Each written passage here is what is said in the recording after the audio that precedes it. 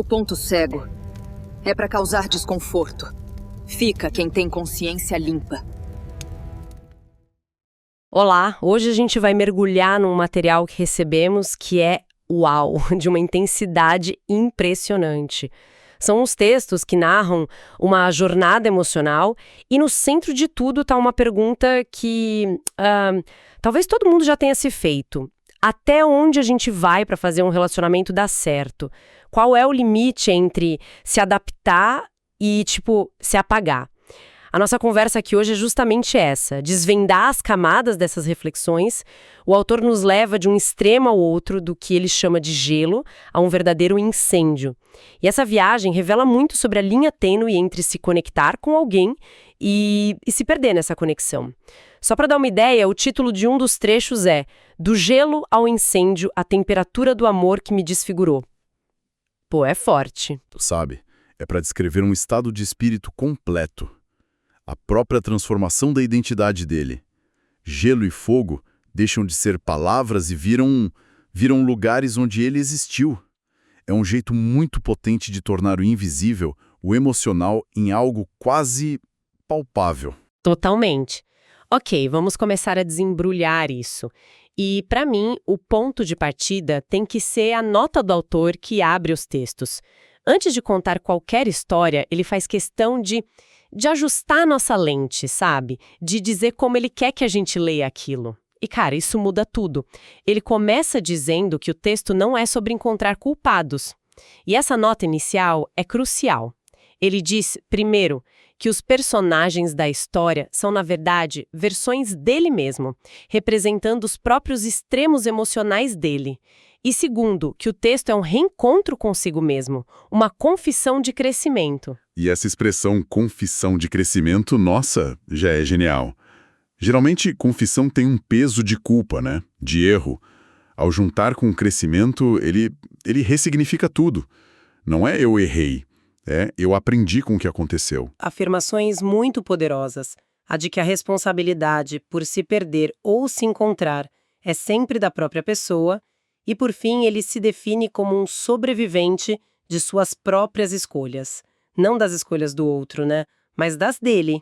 E essa moldura que ele cria no início é o que transforma o que poderia ser só um relato de um relacionamento ruim em uma peça de autoanálise profunda. Ao dizer, os personagens sou eu, ele tira o foco do outro e coloca em si mesmo. A história deixa de ser, olha o que fizeram comigo, e se torna, olha o que eu permiti que acontecesse comigo e por quê. Ele se coloca como agente da própria jornada, mesmo nos momentos em que ele se sentiu sem controle. É uma tomada de poder narrativa impressionante. Com essa base, então, vamos para a jornada em si. Ela começa no que ele descreve como um inverno emocional. É uma imagem de dormência, de sobrevivência. Ele fala em viver numa geladeira emocional e a descrição é muito visual. Havia presença física, palavras de efeito, rotina cumprida, mas sem calor. É aquele relacionamento que por fora parece que funciona, mas por dentro tá congelado. É a famosa estabilidade que se confunde com estagnação, né? O que me chama a atenção nessa descrição é a normalização do frio. Ele diz que acreditava que aquela ausência de paixão era normal, ou pelo menos aceitável.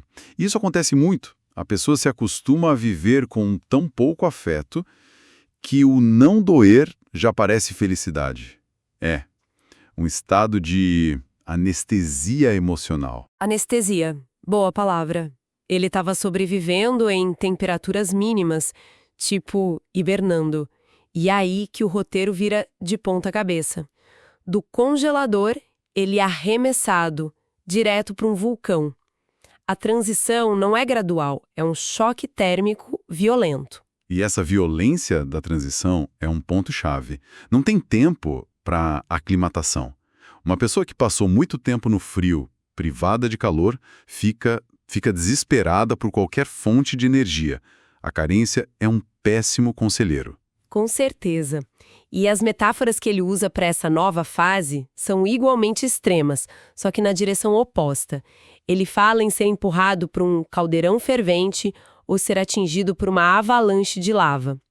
A intensidade é tão brutal, tão avassaladora, que o que no início parecia paixão, rapidamente se transforma em outra coisa. Vira o quê? Exatamente. Vira pressão nas palavras dele, e a entrega, que deveria ser mútua, vira imposição. Ele descreve uma sensação de ser atropelado por aquela energia toda, sabe? Sem espaço para respirar. Sem espaço para ser. Exato, sem espaço para ser. O calor que ele tanto queria chega, mas chega queimando, consumindo tudo. É o perigo clássico do pêndulo emocional. Quem está morrendo de sede no deserto não para analisar a pureza da água. Simplesmente bebe o que encontra. A carência afetiva funciona de forma parecida. Depois de tanto tempo no gelo, qualquer chama parece o sol, mesmo que seja uma chama que queima e destrói.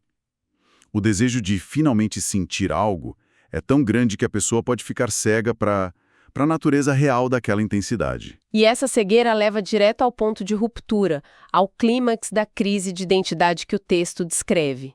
Tem uma frase que, para mim, resume tudo de forma dolorosa. Eu já não sabia onde começava o nós e terminava o eu. Nossa, essa é a definição de um apagamento. É o que na psicologia a gente chama de confluência ou emaranhamento. Os limites do indivíduo se tornam tão porosos, tão frágeis, que a pessoa ela deixa de existir como uma entidade separada. Ela não tem mais vontades próprias, ela passa a ter as vontades do outro. Vira um anexo emocional. E ele detalha exatamente como isso acontecia. Ele se sentiu moldado por exigência. Não era uma adaptação natural por afeto, sabe? Era uma performance para agradar. Ele tinha que ser engraçado quando o outro queria rir, sério quando o outro queria silêncio, forte quando o outro precisava de um pilar. E frágil quando o outro precisava se sentir no controle, imagino. Exatamente. Ele se transforma nas palavras dele num reflexo da expectativa alheia. Ou, a imagem mais forte de todas, um holograma emocional. Uma projeção sem substância própria. Isso é terrível. É a anulação completa do self. E o que é mais trágico nesse processo é que, muitas vezes, a pessoa que se anula acredita que está fazendo isso para salvar o relacionamento. É um paradoxo, né? Para manter a conexão com o outro, ela destrói a conexão consigo mesma. E no fim, o que sobra não é a pessoa pela qual o outro talvez tenha se apaixonado, mas só um eco, uma sombra. E o que torna a reflexão dele tão madura é a autocrítica. Ele não terceiriza a culpa. Ele escreve, num dos trechos mais duros, e o pior, eu deixei. E logo em seguida ele tenta entender por que deixou. Ele diz que confundiu intensidade com amor e controle com cuidado. Essa confusão é o cerne de muitas dinâmicas tóxicas. A intensidade pode ser viciante, ela imita a paixão, mas não tem a sustentação do amor. E o controle, disfarçado de cuidado excessivo, parece proteção, mas na verdade é posse. Reconhecer essa confusão é um passo gigantesco. Gigantesco. E ele aponta o motor por tudo isso. Agiu por medo de perder algo que, no fundo, já me engolia. Isso me pegou. Ele estava lutando para não perder algo que já o estava destruindo por dentro. E do ponto de vista psicológico, essa autoculpa que ele expressa, esse eu deixei, é o começo da cura ou é só mais uma parte da armadilha? Ótima pergunta. Pode ser as duas coisas. É uma faca de dois gumes. Por um lado, assumir a responsabilidade, o eu deixei, é o primeiro e mais crucial passo para sair do papel de vítima. É o momento em que a pessoa percebe que teve um papel ativo, mesmo que passivo, na situação.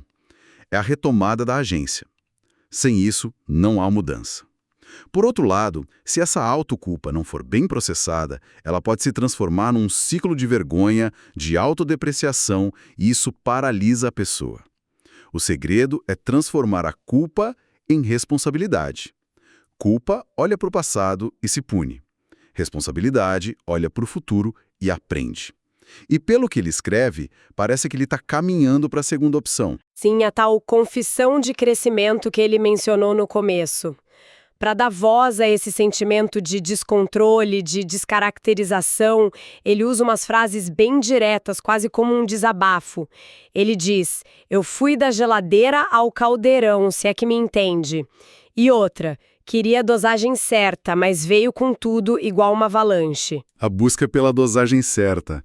É a busca pelo equilíbrio que ele não teve. Ele não queria nem o frio da indiferença, nem o calor que queima. Queria o calor que acolhe. Mas ele foi de um extremo direto para o outro. E ele explica o que essa avalanche fez com ele. Fiquei aterrorizado e isso me fez ficar sem atitude, sem ser eu mesmo. O que me chama atenção aqui é a palavra aterrorizado. Não é tristeza, não é frustração, é pavor. A intensidade do outro o paralisou de medo. Medo de errar, medo de não corresponder à expectativa, medo de provocar uma explosão. Quando uma pessoa vive sob esse tipo de pressão, a autopreservação a leva a se encolher, a não ter atitude, como ele diz. Ser você mesmo se torna um risco muito alto. É mais seguro se tornar o tal holograma, porque um holograma não tem arestas, não desagrada. É a estratégia de sobrevivência perfeita para um ambiente emocionalmente volátil. Perfeito. E ele fecha essa autoanálise com a frase que, para mim, é a confissão final. Eu vivia o que a pessoa queria que eu fosse do modo dela, e não na minha essência. Então, se a gente for juntar todas as peças, qual é a grande lição que ele parece tirar disso tudo? Acredito que a grande lição não é sobre qual temperatura é a certa para o amor. Não é sobre frio é ruim, quente é bom. A lição é sobre a soberania da própria identidade. O ponto mais perigoso da jornada dele não foi o gelo da geladeira nem o fogo do caldeirão. Foi o momento exato em que ele, como ele mesmo diz, deixou de ser eu, e ele frisa, não por fraqueza, mas por medo. Medo de voltar para o frio, medo da solidão, medo de perder algo que ele nem sabia mais se queria. E essa consciência é o que conecta tudo de volta à nota do autor do início. Reconhecer que o medo foi o motor da perda de si mesma é, de fato, a confissão de crescimento que ele prometeu. É perceber que a identidade vira um holograma para poder, então, começar o trabalho de se tornar sólida de novo. Exatamente. A verdadeira força, e o texto dele demonstra isso, não está em nunca se perder. Muita gente vai se perder em algum momento. A força está em ter a coragem de se encontrar de novo. De olhar para o espelho, não ver mais um reflexo da expectativa de outra pessoa e decidir reconstruir a própria imagem, a própria essência. É um processo doloroso, mas é o único caminho de volta para casa, para dentro de si mesmo. Então, para amarrar tudo, o que a gente viu aqui foi uma jornada completa, certo? Ele sai de um estado de dormência emocional, o gelo, mergulha numa intensidade avassaladora, o fogo, e o resultado desse choque é a percepção dolorosa, mas necessária, de que ele tinha se perdido no processo. O fio condutor de tudo isso parece ser a importância de conhecer e, principalmente, respeitar os próprios limites. Saber a diferença fundamental entre se doar para alguém e se apagar por alguém. Perfeito. E isso nos deixa com uma reflexão final que vai além da história dele e serve para todo mundo. O autor fala sobre ser moldado, sobre viver um papel, sobre seguir um roteiro que não foi escrito por ele. A pergunta que fica no ar é, nas nossas vidas, quais são os roteiros que nós seguimos, às vezes sem nem perceber? Seja no amor, na carreira, na família.